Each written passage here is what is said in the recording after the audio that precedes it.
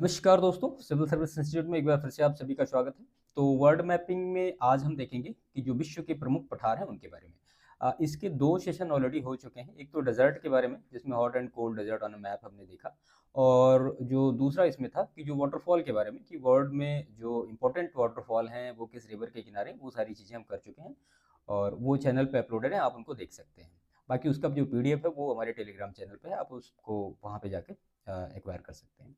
तो आज हम देखते हैं विश्व के प्रमुख पठार। अब देखिए यहाँ पे जो इंपॉर्टेंट पठार हैं जिनसे प्रश्न पूछे गए हैं वो सारे हैं। थोड़ा छोटा है लेकिन मैं इसको जब आपको बताऊंगा तो थोड़ा जूम करेंगे तो चीज़ें यहाँ पे देख रहे हैं आप, अब क्लियर हो रही हैं कि नॉर्थ अमेरिका में कितने पठार हैं और जो साउथ अमेरिका में कितने पठार हैं, ऐसे अफ्रीका में, एशिया में, और जो ऑस्ट्रेलिया में, जो मतलब इम्पोर्टेंट है तो बहुत सारे, लेकिन जो इम्पोर्टेंट है जिनसे प्रश्न पूछे गए हैं इधर उधर, तो वो सारे हमने यहाँ पे लिए हैं। तो वन बाय वन सारी चीज़ों को यहाँ पे आप डिस्कस करते चलेंगे। ठीक है। तो मतलब जो डिस्कस करेंगे वो कॉन्टिनेंट वाइज करेंगे। सबसे पहले नॉर्थ अमेरिका देख लेंगे, उसके बाद फिर साउथ अमेरिका देख लेंगे, और उसके बाद फिर अफ्रीका, और उसके बाद फिर एशिया, और उसके बाद सबसे लास्ट में ऑस्ट्रेलिया के बारे में। ठीक है। तो जो मतलब पठार होते हैं जिनका कभी क्रोनोलॉजी का पूछा, या फिर किस कॉन्टिनेंट में है ये पूछा गया, या फिर उत्तर से दक्षिण, पूर्व से पश्चिमी अगर ऑर्डर आ रहा, तो इन सारे मैप से चार सारी चीज़ों को आप यहाँ पे क्लियर कर सकते हैं। ठीक है। तो चलिए वन बाय वन सारी चीज़ों को हम यहाँ पे देख लेते हैं। तो इसमें जो सबसे पहला हम देखेंगे जो कि नॉर्थ अमेरिका में है। तो नॉर्थ अमेरिका में जो सबसे पहला पठार देख रहे हैं यहाँ पे कितने पठार हैं नॉर्थ अमेरिका में, अभी क्लियर हो गया। तो आप देख रहे हैं यूकान है, हान का पठार है, लॉरेंसियन पठार है, फिर पीटमांड है, फिर कम्बरलैंड है, ओजार्क है, एडवर्ड्स है, मैक्सिकन है, कोलोराडो है, कोलम्बियन है। तो इतने सारे जो प्लेट्यू हैं ये नॉर्थ अमेरिका में है। इनको आपको थोड़ा स्टडी करनी है, इनको बारे में आपको जानना है कि कौन कौन से कैसे कैसे हैं। ठीक है। तो सबसे पहले यहाँ पे हम देखते हैं जो कि है यूकान का पठार। अब यूकान का पठार जो है ये कहाँ पे है, ये मध्य अलास्का, एक मिनट। तो यूकान का पठार जो है ये मध्य अलास्का के क्षेत्र में दो पर्वत श्रेणियों के मतलब बीच में है। तो वो दो पर्वत श्रेणियों का मैं नाम यहाँ पे लिख देता हूँ। तो एक का नाम तो है ब्रुक्स, ठीक है, ब्रुक्स, और दूसरे का जो नाम है वो है अलास्का। तो ब्रुक्स और अलास्का श्रेणियों के मध्य ये स्थित है। ठीक है। और ये कैसा पठार है, तो ये अंतः पर्वतीय पठार है। ठीक है। तो अंतः पर्वतीय पठार है ये, कौन सा, यूकान का पठार। क्लियर। इसके बाद अगर हम नेक्स्ट देखें इसमें जो कि है हॉर्न का पठार। आप यहाँ पे देख रहे हैं हॉर्न का पठार।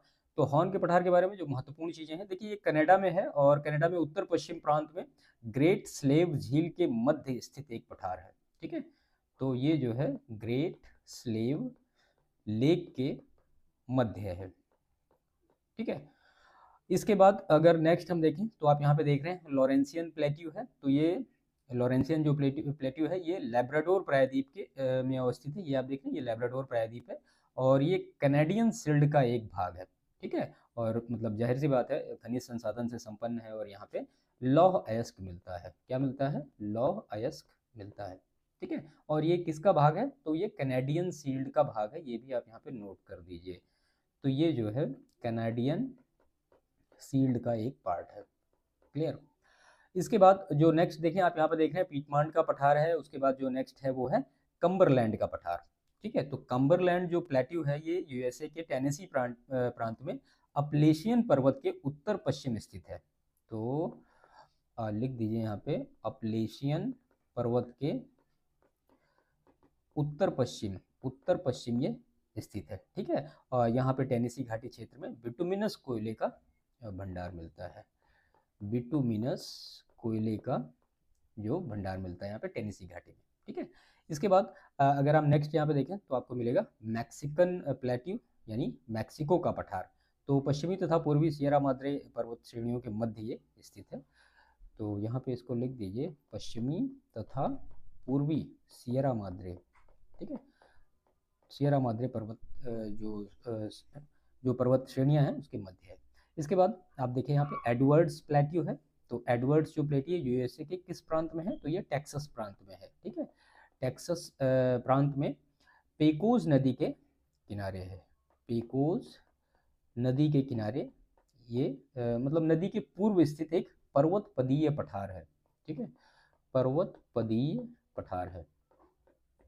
क्लियर। इसके बाद है कोलोराडो का पठार। ठीक है। तो कोलोराडो का जो पठार है वो रॉकी और वाचास ओ सॉरी वासाच श्रेणियों के मध्य स्थित है, और यहीं से कोलोराडो कोलोराडो रिवर निकलती है, ठीक है, और इसी पे ग्रैंड कैनियन बना है, आप जानते हैं ग्रैंड कैनियन। इसके बाद है कोलंबियन पठार यानी कोलंबियन प्लेट्यू। तो कोलंबियन जो प्लेट्यू है ये किन किन पर्वत क्षेत्रों के मध्य है, तो रॉकी और कास्केड, ठीक है, इसके मध्य ये अवस्थित है और ये एक अंतः पर्वतीय पठार है, अंतः पर्वतीय पठार है ये, ठीक है। और यहीं से जो है कोलंबिया नदी व स्नेक नदी जो है इसी पठार से प्रवाहित होती है। कौन सी? कोलंबिया नदी और स्नेक नदी, ठीक है। कोलंबिया नदी निकलती कहाँ से है, सॉरी, जो कोलंबिया रिवर है वो निकलती कहाँ से, तो वो कोलोराडो पठार से निकलती है। इसके बाद इसमें आप देख रहे हैं यहाँ पे ओजार्क का पठार है। तो ओजार्क का पठार यूएसए के अरकानसास और मिसौरी प्रांत में फैला हुआ है और यहीं पे व्हाइट रिवर बहती है, यानी व्हाइट नदी जो है ओजार्क पठार से बहती है, ठीक है। तो ये पूरा था, इसमें जो भी प्लेट्यू दिए थे, जो इंपॉर्टेंट प्लेट्यू थे उसके बारे में यहाँ पे हमने डिस्कस किया वन बाय वन। इससे आपकी मतलब आप ये कह सकते हैं इसका लोकेशन आपको क्लियर हो गया कि जो नॉर्थ अमेरिका में इंपॉर्टेंट प्लेट्यू हैं उनकी लोकेशन कहाँ पे है और उनसे जो रिलेटेड महत्वपूर्ण चीज़ें जो परीक्षा में पूछी जा सकती हैं वो सारी हमने यहाँ पे डिस्कस की। इसके बाद हम देखते हैं साउथ अमेरिका के बारे में। तो साउथ अमेरिका में मेनली हमें 4 पढ़ने हैं, एक तो बोलिविया है, बोरबोरेमा है, उसके बाद मोंटेग्रेसो है और उसके बाद फिर पैटागोनिया है। तो वन बाय वन सारा देख लेते हैं यहाँ पे। तो पैटागोनिया का जो प्लेट्यू है तो ये अर्जेंटीना में स्थित है और शीतोष्ण मरुस्थलीय पठार है। कैसा है? शीतोष्ण मरुस्थलीय पठार है ये, ठीक है। और यहाँ से फॉकलैंड की जो ठंडी धारा है, मतलब यहाँ से फॉकलैंड की ठंडी धारा के प्रभाव से इसकी उत्पत्ति हुई है, ठीक है।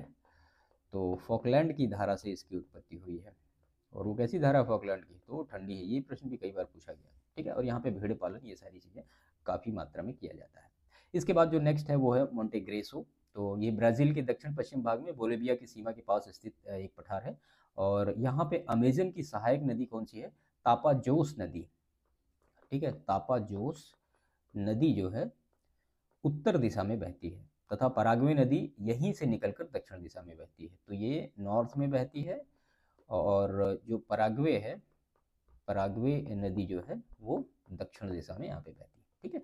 इसके बाद जो नेक्स्ट हम देख रहे हैं यहाँ पे बोलिविया का जो प्लेट्यू है। तो बोलिविया का पठार पेरू और बोलिविया के मध्य स्थित है और यहाँ पे ये टिन उत्पादन के लिए प्रसिद्ध है, ठीक है, बोलिविया का जो पठार है। इसके बाद जो नेक्स्ट देखें तो वो है बोरबोरेमा का पठार। तो ये ब्राज़ील के उत्तर पूर्वी भाग में अवस्थित है और ये ब्राज़ीलियन उच्च भूमि का एक भाग है, ठीक है, बोरबोरेमा का जो प्लेट्यू है।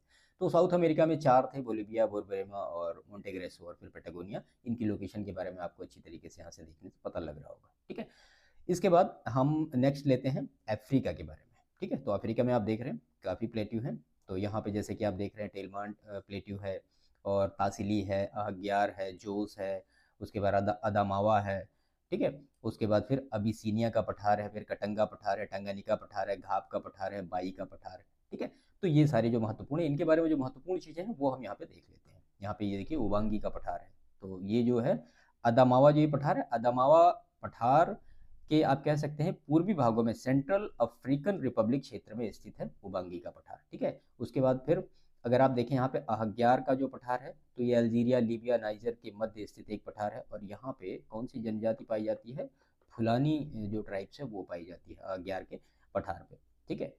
इसके बाद इसमें नेक्स्ट देखें आप तो जोस का पठार यहाँ पे देख रहे हैं आप। तो ये नाइजीरिया में स्थित है और टिन निक्षेपों के लिए ये समृद्ध है, ठीक है।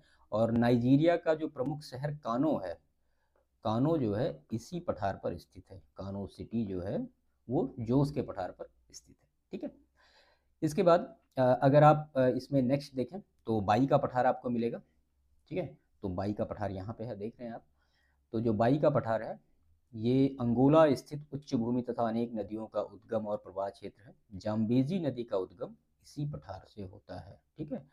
तो जो जाम्बेजी नदी है इसका उद्गम कहाँ होता है? तो वो बाई के पठार से होता है, ठीक। इसके बाद जो यहाँ पे आप देख रहे हैं अदामावा पठार है। तो ये भी नाइजीरिया और कैमरून की सीमा पर स्थित इस पठारी भाग से अनेक नदियों का इसमें उद्गम होता रहता है, ठीक है। इसके बाद नेक्स्ट देखें यहाँ पे आप देख रहे हैं तो कि कटंगा प्लेट्यू है। तो जायरे स्थित तांबा व हीरा उत्पादक क्षेत्र है। कांगो या जायरे नदी, ठीक है, काफ़ी महत्वपूर्ण है।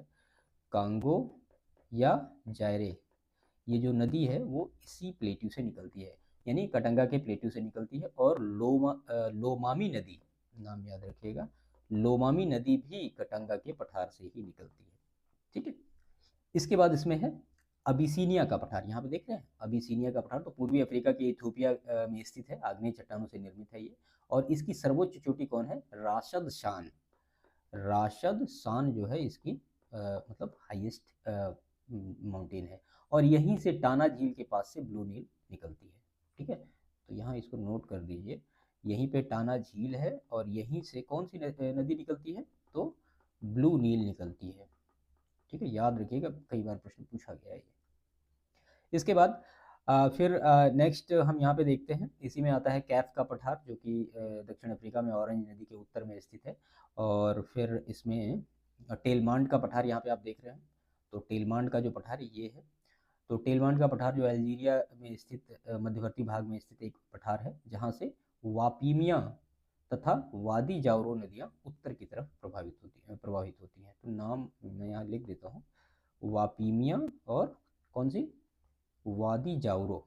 वादी जावरो, ये जो दो रिवर हैं ये टेलमांड पठार से ही निकलती हैं और उत्तर की तरफ प्रवाहित होती हैं। ठीक है, तो इसमें जितने थे वो हमने सारे देख लिए यहाँ पे, है ना।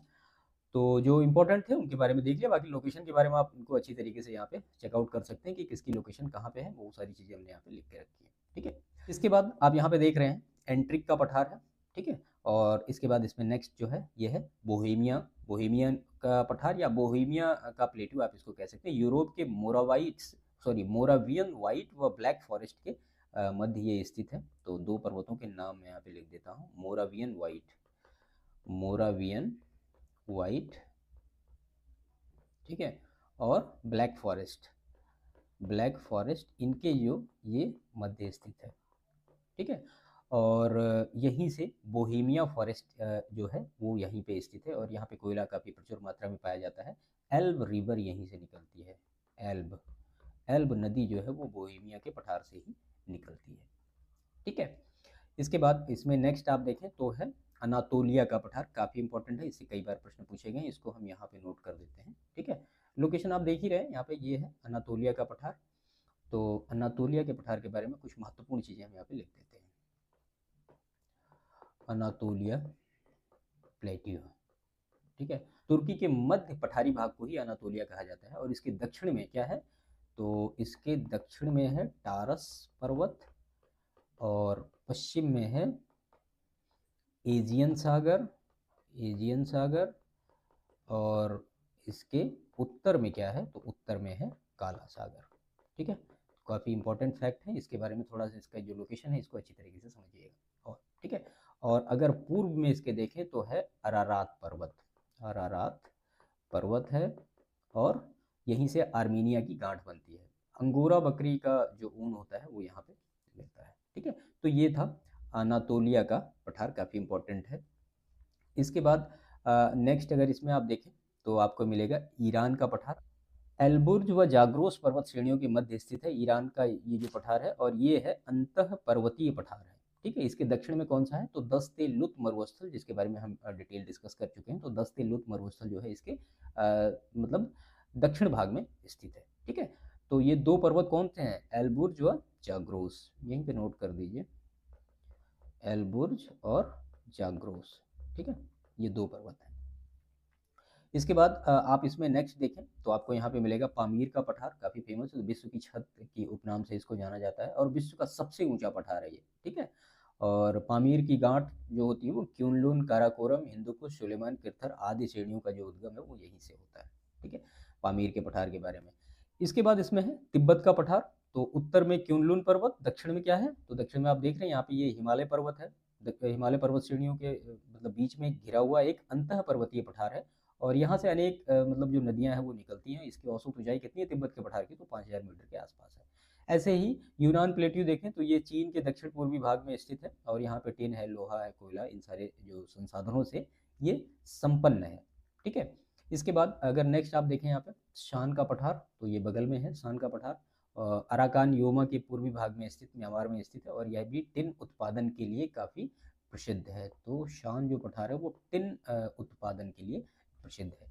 ठीक है, इसके बाद अगर आप नेक्स्ट इसमें देखें, इंडिया में देख ले तो ये दक्कन का पठार है। दक्कन का पठार आप जानते हैं प्राचीन गोंडवाना लैंड जो था उसका भाग था, और मतलब काफ़ी खनिज संसाधनों से संपन्न है, और ये दक्षिण भारत में स्थित है। ठीक है, ऐसे ही अगर आप देखें छोटा नागपुर का पठार, तो वे भी भारत स्थित दक्कन के पठार के उत्तर पूर्वी भाग में है। ये उत्तर पूर्वी भाग में स्थित है, और यहाँ भी मतलब काफ़ी लौह अयस्क खनिज ये सारी चीज़ें मिलती हैं, और इसी वजह से इसको रूर ऑफ इंडिया यानी भारत का रूर कहा जाता है छोटा नागपुर के पठार को। ठीक है, तो ये हो गया। इसके बाद अगर आप देखें तकला मकान का पठार यहाँ पे चीन में है, तो चीन के तारिम बेसिन में स्थित है। ये याद रखिएगा, ये किस बेसिन में है? तारिम बेसिन में स्थित है, और उच्च भूमि है।